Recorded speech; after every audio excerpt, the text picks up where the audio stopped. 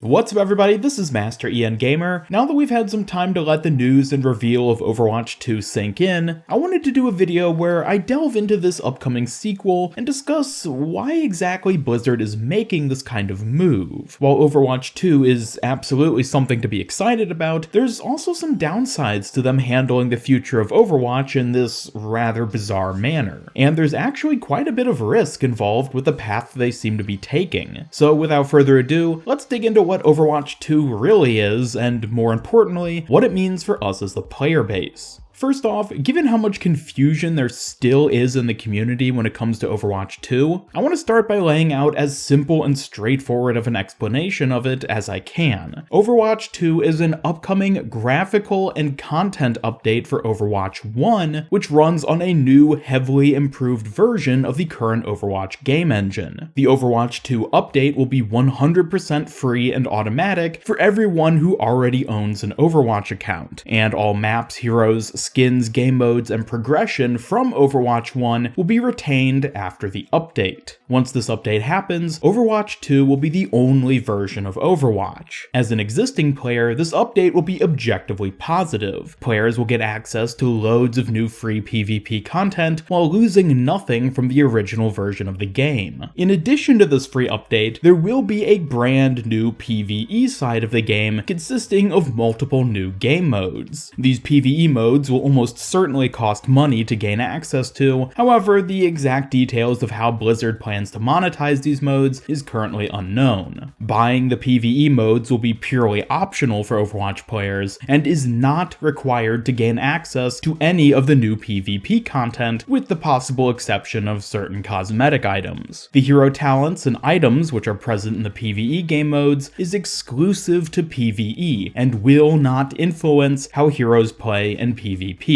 Hopefully this has helped to clear up much of the confusion that I've still seen floating around. To be honest though, I really don't blame anyone for being confused about it even after the official announcement at BlizzCon, because, well, Blizzard kind of did a terrible job of explaining it. Part of it had to do with the leaks prior to BlizzCon, which generated a lot of misleading ideas, but the biggest cause of confusion is definitely Blizzard's own plan for how to advertise and release Overwatch 2. You see, despite Overwatch 2 technically being just a massive update to the current Overwatch game, Blizzard is marketing it as a brand new standalone sequel, and they actually have a pretty good reason for doing this. By advertising that Overwatch 2 is a brand new game, which in a lot of ways it is, they are far more likely to gain the attention of people who don't already play the game. Think about how much hype brand new games generate versus the announcement of DLC or some kind of update. If Blizzard marketed Overwatch 2 as a massive update, it'd only really excite those of us who are already playing the game. How many people over the past few years do you think bought and began playing Overwatch exclusively because of one of the new maps or heroes that got released? I'm sure that there were some people who did, but it wasn't nearly on the same level as the people who bought the game when it first launched. For those of us who were around at launch, that first summer back in 2016 was a golden age for Overwatch. Since then, there's been the occasional stir of excitement, usually whenever there's a new hero released or some other kind of notable update, but it's never been on nearly the same scale as that initial summer. And what's worse is that with each successive content release, the amount of hype generated is less and less. Look at the heroes like Baptiste and Sigma and compare their releases to Sombras and Doomfists. The amount of excitement for new Overwatch content has been waning, and it'll only get worse as time goes on. That's why Blizzard is pushing Overwatch 2 as being a new game. They're trying to recapture the initial hype Overwatch had back in 2016, and they know that the only way to do this is to release a brand new game. However, while a sequel may be necessary for the long-term success of the franchise, Blizzard also wants to protect those of us who have invested countless hours and dollars into Overwatch 1. By being less than honest with the public about what Overwatch 2 really is, in that it's technically just an update, but being advertised advertised as a new game, they're actually taking the most consumer-friendly path possible. They're upholding their promise to the OG player base about continuing to support them through free content updates, while also finding a way to entice more players into jumping on board the franchise. The Overwatch 2 update will have so much new content in it that it can justifiably be labeled as a new game, but at the same time, original Overwatch players get to keep everything they've spent countless hours working on. This is one of those really bizarre situations where Blizzard being not entirely honest is actually going to benefit everyone.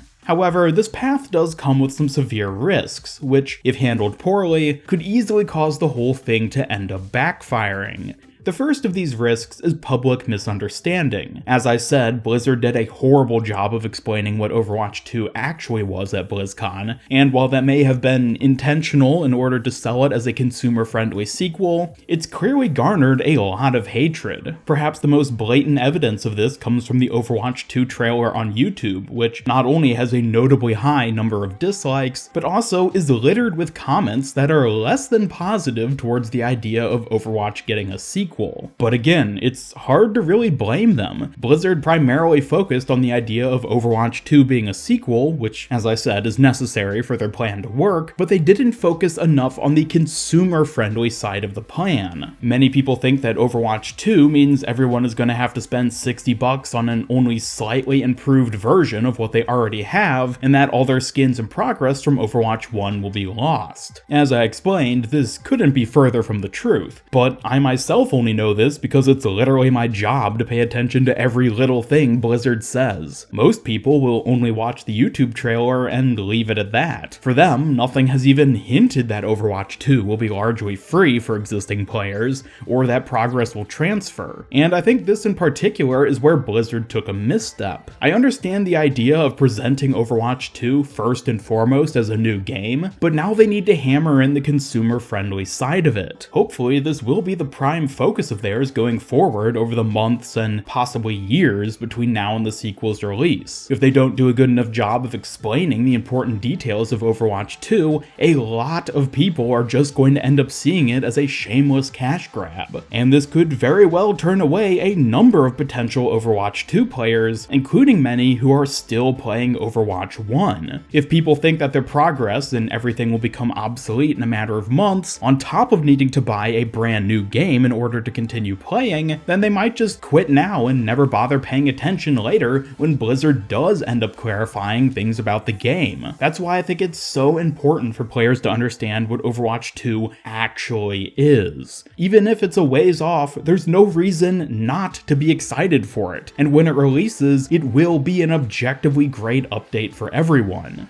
However, the other major risk with Blizzard's Overwatch 2 plan is one which can't be solved through clearly explaining things to the community, and that's the inevitable content drought we're going to see between now and the release of Overwatch 2. Based on how the devs have talked about the development process of the new game, it sounds very likely that the sequel is at least a year away from release. Even with the playable demos we had at BlizzCon 2019, the actual release date likely won't be until early 2021, if not even later. While personally, I don't mind having to wait this long for Overwatch 2 if it means the product we end up getting is really good, we have to keep in mind that the same developers who are working on the sequel are also tasked with keeping Overwatch 1 updated until then. And with all the time and effort they're putting into the new game, it's inevitable that the amount of Overwatch 1 content we get in the meantime is going to dwindle. Jeff even acknowledged at BlizzCon that Overwatch 2 was the main reason for content updates slowing down over the past year or so. Their focus on making the sequel took development time away from Overwatch 1, and it sounds like the lack of content will not only continue, but get even worse leading up to the release of Overwatch 2. The devs announced that we would still be getting at least one new hero before the launch of Overwatch 2, but as I said, that's at least a year away. Previously, we've seen 3 new heroes a year, but going forward, it sounds like that could shrink down to as low as just 1. And sure, saying at least 1 new hero could technically mean that there will be like 6 new heroes, but considering Blizzard's plan for the new game and the immense amount of focus they are giving it, we really shouldn't get our hopes up for more than 1 or maybe 2 new heroes released over the next year. Furthermore, we know that the Overwatch team is intentionally holding back content which could be released for Overwatch 1. They confirmed that Overwatch 2 will launch with multiple new maps and heroes, and even already showed us what some of them will be. And while it's exciting to know that a massive content drop is going to happen with the launch of the sequel, this kind of big release can only happen from Blizzard holding back content that otherwise would be ready to go live. It takes time to develop heroes, and Blizzard's pipeline development structure means that internally they'll finish new heroes and other content, but then shelve it until the release of the new game. Blizzard is going to intentionally starve the game for over a year in order to maximize the impact of Overwatch 2's release, which is by far the biggest risk of all. By starving the game and community in this way, it'll ensure that the sequel's launch will be all the more amazing. Probably not on the exact same level of grandeur as Overwatch's original release, but the copious amounts of new maps and heroes alongside the new PvP and PvE game modes will really help to make Overwatch 2 feel like a new game, and thus lure in more players to the franchise. But this is also going to have a devastating impact on the existing community leading up until then. The inevitable content drought we are about to endure will cause many players to jump ship, and Blizzard is only hoping that the release of Overwatch 2